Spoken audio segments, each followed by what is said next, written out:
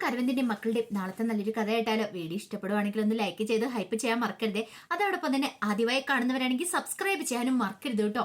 അങ്ങനെ ഒടുവില് കാവേരിയും ഗംഗയൊക്കെ ഭയങ്കര വിഷമത്തിലായിപ്പോയി. ഫോണും ഡയറിയൊന്നും കണ്ടിട്ടില്ല.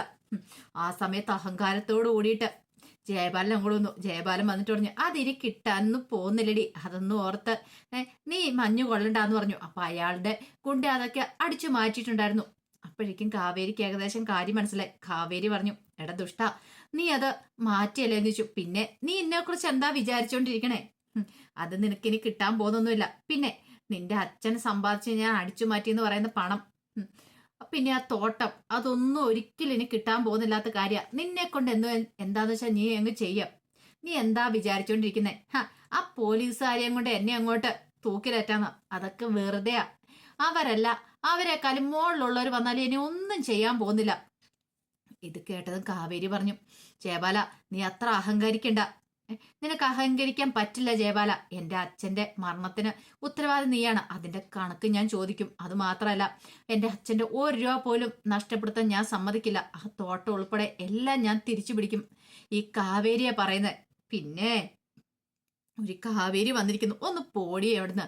ഇത്തിരിയില്ലാത്ത നീ വിചാരിച്ച എന്താ നടക്കണേ? പിന്നെ ഒരു ശിവരാമൻ ഉണ്ടായിരുന്നല്ലോ നിനക്ക് കാര്യങ്ങളൊക്കെ പറഞ്ഞെന്നെ. പിന്നെ ഒരു ബാങ്ക് മാനേജർ ജേക്കബും 2 പണി കിട്ടിയിട്ടുണ്ടെന്ന് പറഞ്ഞു. ഇനിയിപ്പം അവരുടെ സേവനമൊന്നും നിനക്ക് കിട്ടാൻ പോകുന്നില്ല. അതോർത്ത് നീ മഞ്ഞു കൊള്ളുക വേണ്ട. കാവേരി പറഞ്ഞു, നിന്നെ ഞാനങ്ങനെ വെറുതെ വിടലട ജയബാല. എന്താണെങ്കിലും ഞാനിവിടുന്ന് പോകുന്നതിന് മുമ്പ് നിനക്കിട്ടുള്ള പണി ഞാൻ തരും. ഈ കാവേരി ആരാന്ന് നീ അറിയാൻ പോകുന്നുള്ളൂ. ഒന്ന് പോടി വേണേ അവിടുന്ന്. അതെ, എനിക്കെന്റെ മോളുടെ കല്യാണം തിരക്കാ. കല്യാണം കുറെ ആൾക്കാരെ വിളിക്കാനുണ്ട്. പിന്നെ വരുവാണെങ്കിൽ ഒരെല്ലാം സദ്യ ഉണ്ടിട്ട് പോവാം. ഇത് കേട്ടതും കാവേരി പറഞ്ഞു, ഒന്ന് പറഞ്ഞ് ദേഷ്യപ്പെട്ട് ഇങ്ങനെ നോക്കുവാണ്. കാവേരിക്ക് നല്ല ദേഷ്യം വരുന്നുണ്ടായിരുന്നു. പെട്ടെന്ന് കാവേരി ജയപാലോട് പറഞ്ഞു, എടാ നീ നിന്റെ മോളുടെ കല്യാണം നടത്താൻ പോന്നേ എന്റെ അച്ഛൻ അധ്വാനിച്ചുണ്ടാക്കി പണമല്ലടാ. നാണം ഉണ്ടോടാ നിനക്ക്? ഇത്തിരിയെങ്കിലും ഉളുപ്പുണ്ടെങ്കിൽ നീ അങ്ങനെ ചെയ്യില്ലായിരുന്നടാ. എന്റെ അച്ഛന്റെ വേർപ്പിന്റെ ഫലം കൊണ്ടാ നീ നിന്റെ മോളും ഒക്കെ ഇങ്ങനെ തടിച്ചു കൊഴുത്തിരിക്കുന്നത്. പക്ഷെ ഇതിനൊക്കെ ഒരു ദിവസം കണക്ക് പറയേണ്ട ദിവസം വരും ജയപാല. അതിനി അധികം ദൂരമില്ല. ഒന്ന് പോടി അവിടുന്ന്. വാ മോളെ നമുക്ക് പോവാന്ന് പറഞ്ഞു. അപ്പോഴെങ്കിലും രാഗിണി പറഞ്ഞു, എന്റെ അച്ഛ ഇവളോടൊക്കെ എന്തിനാ സംസാരിച്ചോണ്ടിരിക്കുന്നത്? വേറെ പണിയൊന്നുമില്ലേ? കാവേരി പറഞ്ഞു, നിനക്ക് എന്റെ കയ്യിൽ നിന്ന് കിട്ടിയത് ഓർമ്മയില്ലേ? അത് നീ മറന്നോന്ന് ചോദിച്ചു. ഒരു നിമിഷം അവളൊന്ന് ഞെട്ടി. എന്നെ കൊണ്ട് കൂടുതലൊന്നും പറയിപ്പിക്കരുതെന്ന് പറഞ്ഞു. അങ്ങനെ അവരങ്ങോട്ട് പോയി കഴിഞ്ഞപ്പോഴത്തേനും വിനീത് വന്നിട്ട് പറഞ്ഞു, ഇനിയിപ്പോ നമ്മൾ എന്ത് ചെയ്യും കാവേരി? വിനീതേട്ടൻ പേടിക്കൊന്നും വേണ്ട. എന്തിനാ പേടിക്കണേ? നമ്മൾ അങ്ങനെ പേടിച്ചിട്ടുണ്ടെങ്കിൽ നമ്മൾ ഒരിടത്തും എത്താൻ പോകുന്നില്ല. എന്താണെങ്കിലും നിളമോളുടെ സർജറിയും കാര്യങ്ങളും നടത്തണം. ട്രിവാൻഡ്രത്തേക്ക് പോവുകയും ചെയ്യണം. അതിനെന്താ വേണ്ടതെന്ന് എനിക്കറിയാം. പോകുന്നതിന് മുമ്പ് പണം വാങ്ങിച്ചോണ്ടാ ഞാൻ പോകത്തുള്ളൂ. ഇല്ലാതെ കാവേരി ഇവിടുന്ന് പോകത്തില്ല എന്ന് പറഞ്ഞു. ഇതേ സമയത്ത് യമുന കോളേജിലായിരുന്നു. അപ്പം യമുന ഉണ്ടായിരുന്നു. അതിലേക്ക് ക്ലാസ്സിൽ നോട്ട്സ് ഒക്കെ പ്രിപ്പയർ ചെയ്തുകൊണ്ടിരിക്കുകയാണ്. അപ്പോഴാണ് വിശാൽ അവിടേക്ക് വരുന്നത്. വിശാൽ വന്നിട്ട് ആതിരയുടെ കയ്യിലേക്ക് ഒരു കല്യാണക്കത്ത് കൊടുക്കുവാണ്. ഒരു വെഡിങ് കാർഡ് കൊടുത്തു. വെഡിങ് കാർഡ് ആതില നോക്കി. അപ്പോഴേക്കും അത്തല എഴുതിയിട്ടുണ്ട് രാഗിണിയുടെ പേരും അതുപോലെ തന്നെ നിവിന്റെ പേരും, അവരുടെ 2 പേരുടെ മാരേജിന്റെ കാര്യങ്ങള്. അത് കണ്ടു കഴിഞ്ഞപ്പോ ഒരു നിമിഷം ആതില ഞെട്ടിപ്പോയി. ഈ സമയം വിശാല് പറഞ്ഞു, അതെ എന്റെ പെങ്ങടെ കല്യാണം മറക്കാതെ പറഞ്ഞു കേട്ടോ എന്നൊക്കെ പറഞ്ഞു. ഒരു നിമിഷം ഒന്ന് ഞെട്ടിപ്പോയി യമുന. നിവിന്റെ കല്യാണോ? പെട്ടെന്ന് വിശാൽ അങ്ങോട്ട് പോയി കഴിഞ്ഞപ്പോ തന്നെ ആ കല്യാണക്കത്ത് വായിച്ചു നോക്കണം. അതിൽ പറഞ്ഞു, എന്താടി ഇത്? നിവിന് നിന്നെ ഇഷ്ടമാന്ന് പറഞ്ഞിട്ട് എന്നിട്ടിപ്പോ വേണ്ട ആ രാഗിണിയായിട്ടുള്ള വിവാഹം നടക്കാൻ പോയല്ലേ? യമുനയ്ക്ക് ആകെപ്പാടെ വിഷമമായിപ്പോയി. യമുന പറഞ്ഞു, എനിക്കറിയില്ല അതിലെ ഇതിനകത്ത് സംഭവിച്ച എന്താണെന്ന് അറിയത്തില്ല.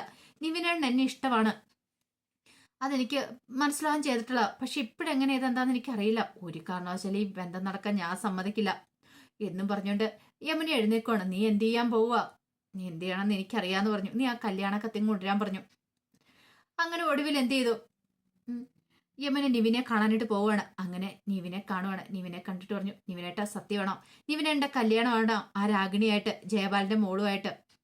അത് കേട്ടതും നിവിനൊന്ന് പതറി. പിന്നീട് നിവിൻ പറഞ്ഞു, അതൊന്നും നടക്കാൻ പോകുന്നില്ല യമുനെ, നീ പേടിക്കൊന്നും വേണ്ട. അപ്പം നിവിന്റെ മനസ്സിൽ കാവേരിയാണ്. അപ്പൊ യമുന വിചാരിച്ചോണ്ടിരിക്കണ തന്നോടുള്ള ഇഷ്ടം കൊണ്ടായിരിക്കും ഇങ്ങനെ പറയണേന്നാ.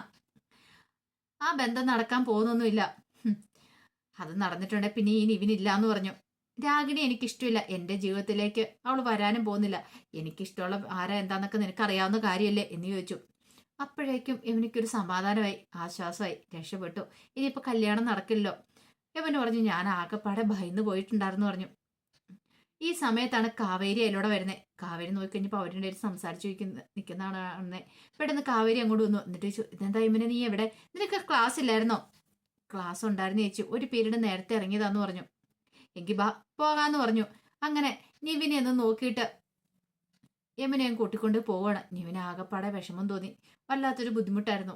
കാവേരി തന്റെ മനസ്സിലുള്ള ഇഷ്ടം തുറന്നു പറയണമെന്ന് പലവട്ടം ആലോചിച്ച, പക്ഷെ ഇതുവരെയായിട്ടും അതിന് സാധിച്ചിട്ടില്ല. അതിൻ്റെതായ ഒരു ബുദ്ധിമുട്ടും കാര്യങ്ങളൊക്കെ നിവിന്റെ മനസ്സിലുണ്ടായിരുന്നു. ഇതേ സമയത്ത് ഗംഗയും വിനീതും കൂടെ വീട്ടിലേക്ക് വന്നു.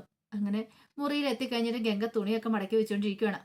ആ സമയത്താണ് വിനീത് പറയണേ, അതെ ഇവിടെ കുറെ തയ്യലും കാര്യങ്ങളൊക്കെ കിട്ടുന്നുണ്ട്, ഇനി നമുക്ക് തിരുവനന്തപുരത്തേക്ക് പോകേണ്ട കാര്യമുണ്ടോ?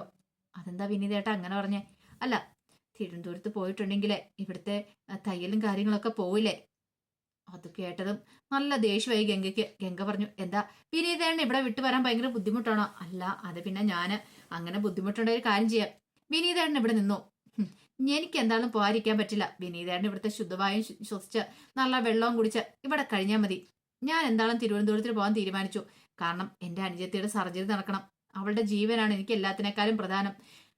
വിനീതേട്ടന് പ്രധാനം ഇവിടുത്തെ കാറ്റും വെളിച്ചവും ഒക്കെ ആണെങ്കിൽ വിനീതേട്ടൻ ഇവിടെ കഴിഞ്ഞോളാൻ പറഞ്ഞിട്ട് തുണിയെല്ലാം കൂടെ കട്ടിലേക്ക് ഇട്ടിട്ട് പുറത്തേക്ക് ഇറങ്ങി പോവാണ്.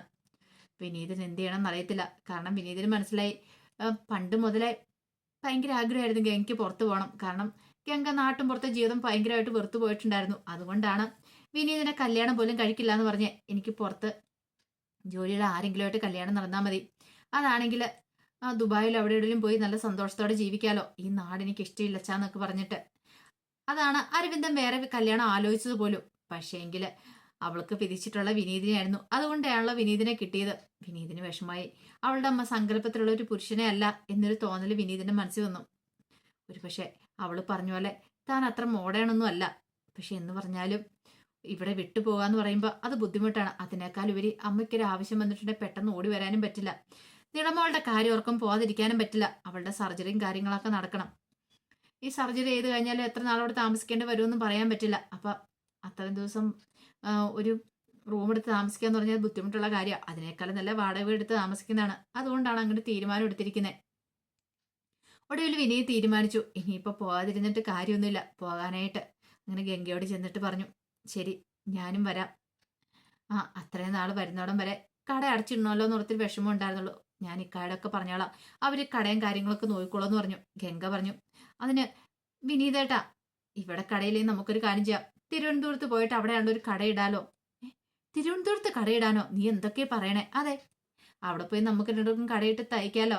അപ്പൊ ഇഷ്ടം പോലെ പൈസയും കിട്ടും. ഇവിടത്തെക്കാളും കൂടുതൽ പൈസ ആയിരിക്കും അവിടെയൊക്കെ തയ്യൽക്കൂലി. ആ കാര്യം ഓർത്ത് വിനീതേട്ടൻ പേടിക്കണ്ട. എൻ്റെ ഒരു ഫ്രണ്ട് താര അവിടെ ഉണ്ട്, അവളോട് നമുക്ക് കാര്യങ്ങളൊക്കെ സംസാരിക്കാം. അവൾക്കാണെങ്കിൽ ഒരു ബൊട്ടീക്കും കാര്യങ്ങളും ഉണ്ടെന്ന് പറഞ്ഞു. ഒടുവിൽ വിനീതിന് മനസ്സോടെ സമ്മതിക്കേണ്ടതായിട്ട് വന്നു. ഇതേ സമയം കാവേരി യമുനയും കൂടെ വീട്ടിലേക്ക് വരുവാണ്. കാവേരിയുടെ മനസ്സിൽ വല്ലാത്തൊരു ടെൻഷനായിരുന്നു. എങ്ങനെയെങ്കിലും നിളമോടെ സർജറിക്കുള്ള പൈസ കണ്ടെത്തണം. അവസാന പ്രതീക്ഷയാണ് നഷ്ടമായി പോയിരിക്കുന്നത്. പക്ഷെ അങ്ങനെ വെറുതെ വിട്ടുകൊടുക്കാൻ കാവേരി ഒരുക്കം ഉണ്ടായിരുന്നില്ല. പൊരുതാൻ തന്നെ തീരുമാനിച്ചു. അതിന്റെ കഥകളൊക്കെ നമ്മൾ കാണുന്നത്. ആ വിശേഷങ്ങളൊക്കെ നമുക്ക് എല്ലാവർക്കും കാത്തിരിക്കാട്ടോ. ഒരിക്കൽ കൂടി എല്ലാവർക്കും ശുഭരാത്രി നേർന്നുകൊണ്ട് നിർത്തുന്നു. നന്ദി.